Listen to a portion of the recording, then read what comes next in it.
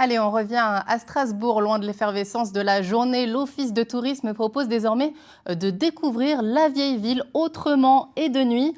Des visites pour admirer nos monuments historiques sous les lumières nocturnes avec un veilleur de nuit à l'ancienne. On s'y croirait presque. Suivez le guide avec Odile Barthélémy et Arnaud Rapp. La visite commence au pas de charge. On remonte 500 ans en arrière avec un premier test impitoyable, le Buschmesser. Ce contrôle concerne évidemment la mesure du ventre. Histoire de vérifier au sens propre comme au figuré les abus des édiles de l'époque. Il va falloir réussir à passer ici. Premier soldat. Le capitaine. Courage, courage. De l'embonpoint des membres du conseil au secret d'alcôve en passant par les réunions clandestines, le veilleur de nuit confie ses anecdotes. Là-haut, il y a des gardiens, il y a mes collègues. Chaque fois que la cloche sonnait l'heure, ils devaient y aller et, avec le marteau, ressonner une deuxième fois l'heure. Et comme ça, on entendait qu'il ne dort pas.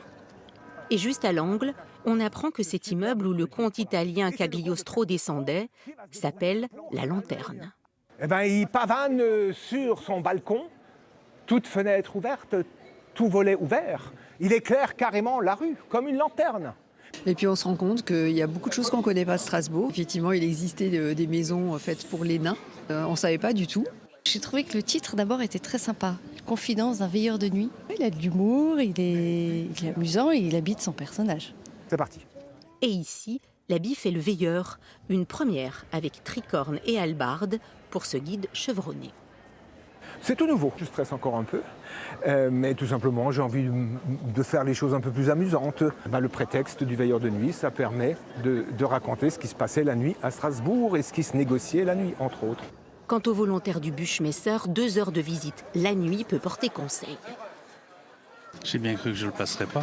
Ça donne énormément à réfléchir, effectivement. Un peu plus de légumes, un peu moins de choucroute, comme il disait peut-être. Et on a quand même gardé le veilleur pour la fin. Tu me manques la lanterne encore. J'ai cherché sur Internet et chez les antiquaires.